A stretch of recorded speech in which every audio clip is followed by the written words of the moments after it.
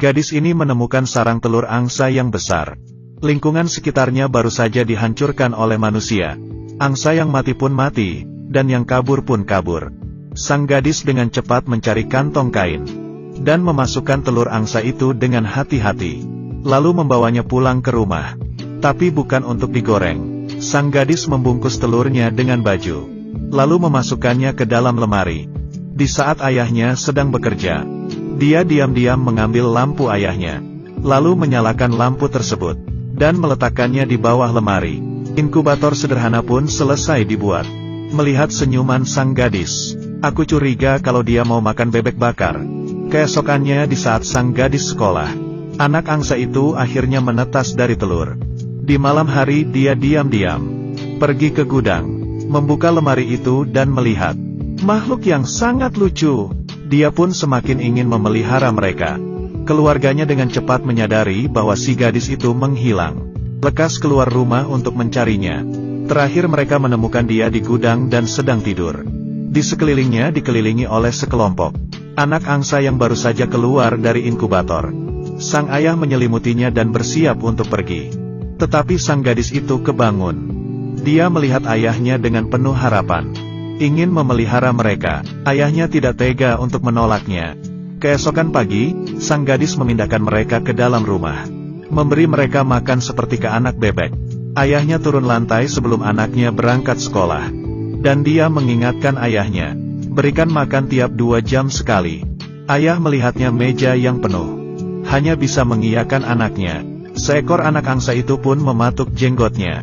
Tidak bisa apa-apa, sang ayah menemukan administrasi hewan.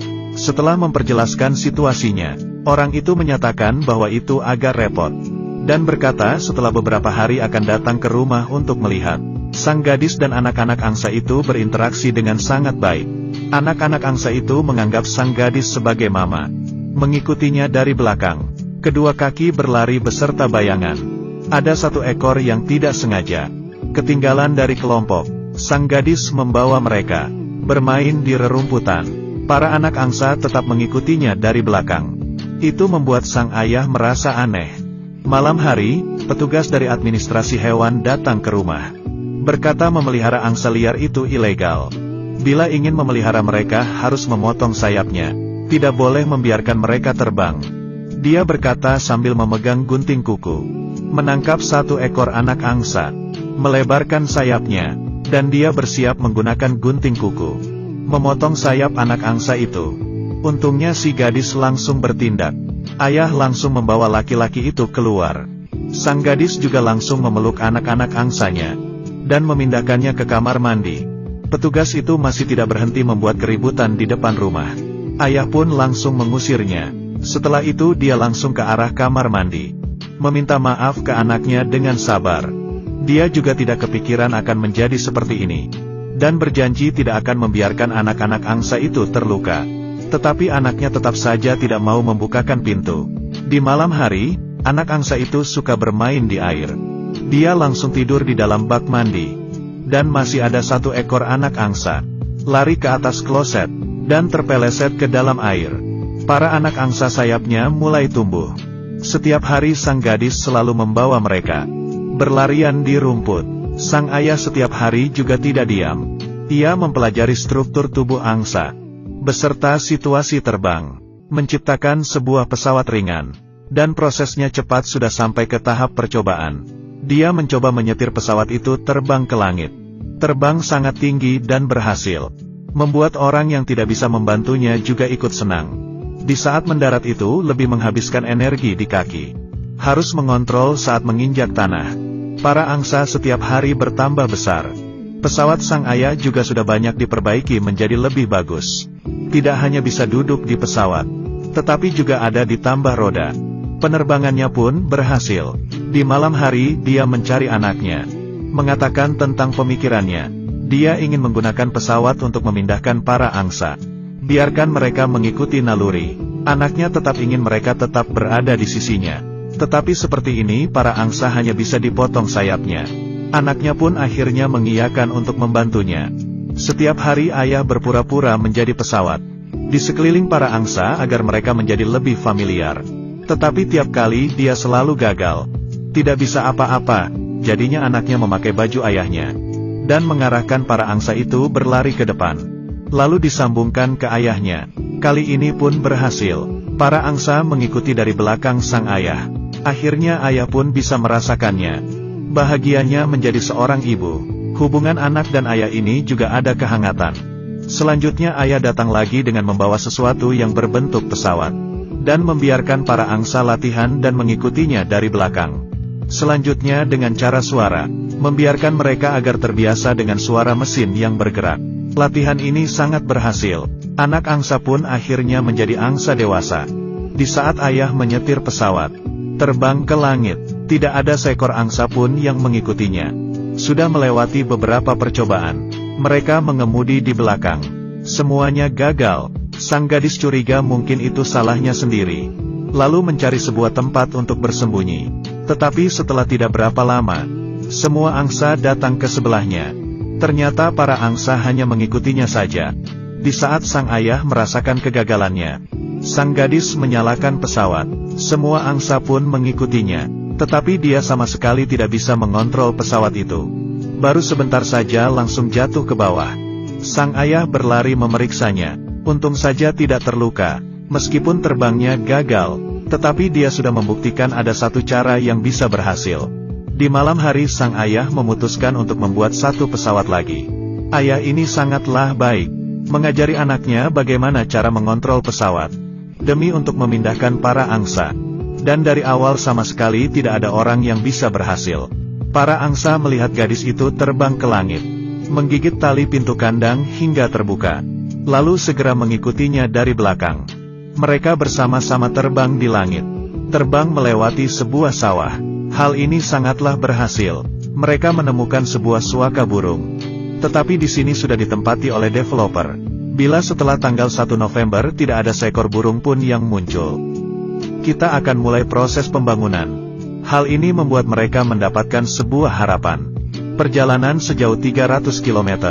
Mereka sudah merencanakan rute mereka dahulu. Memutuskan untuk berangkat di tanggal 22. Sebelum berangkat masih tetap harus melatih para angsa. Tetapi di saat latihan, ada seekor angsa menabrak pesawat sang gadis dan jatuh ke dalam hutan. Dia membawa pulang terlebih dahulu para angsa yang lain. Di malam hari baru kembali lagi ke hutan untuk mencarinya. Tetapi petugas administrasi hewan memanfaatkan situasi di saat mereka tidak ada.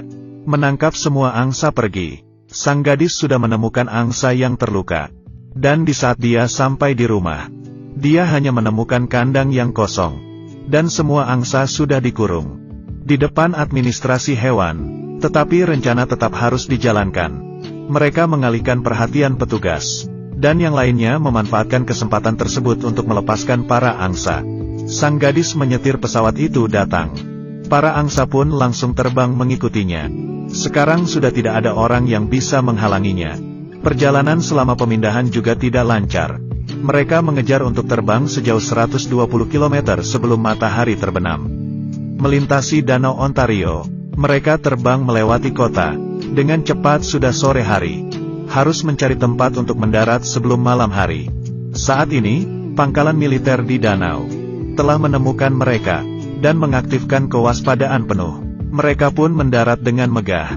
Lalu segera dikendalikan. Tetapi para angsa menarik rasa perhatian para militer.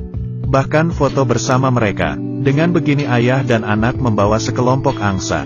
Berita tentang pembobolan pangkalan dengan cepat dilaporkan oleh tim media. Mereka juga mendapat perhatian dari masyarakat. Di perjalanan terbang mereka, mereka juga bisa menikmati pemandangan indah alam. Dengan cepat mereka bertemu dengan sekelompok angsa liar. Para angsa dengan natural melewatinya. Sang gadis juga menyadari pemburu di tepi sungai. Di saat mereka menembak para angsa, sang gadis menyetir pesawatnya, dan beristirahat di sini. Seorang wanita mengetahui tentang cerita mereka, dan memberikan mereka bantuan. Keesokannya sang gadis memanggil para angsa. Mereka sudah mau berangkat lagi. Tetapi tidak berapa lama, di depan muncul kabut tebal. Mereka hampir menabrak gedung tinggi. Untungnya mereka berhasil kembali ke jalan yang benar. Dan para pecinta burung disuaka. Dengan developer melancarkan konfrontasi yang sengit.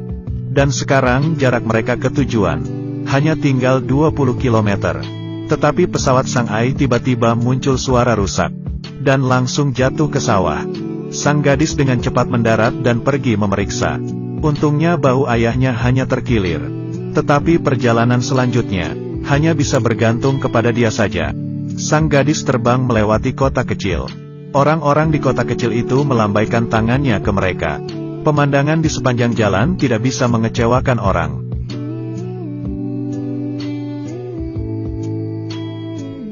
Di saat semua orang sibuk menunggu, sang gadis menyetir pesawat dan membawa para angsa. Semua orang langsung minggir memberikan mereka jalan. Kesempatan developer pun gagal. Para angsa langsung mendarat di danau. Di sini sudah menjadi rumah baru mereka. Film ini didasarkan pada kejadian nyata. Kita tidak bisa membayangkan tanpa adanya burung. Dunia ini akan menjadi seperti apa. Dan aku juga sungguh berharap, di langit biru yang sama, adalah rumah bagi manusia dan burung. Bukan hanya untuk manusia, tetapi juga untuk masa depan yang lebih baik.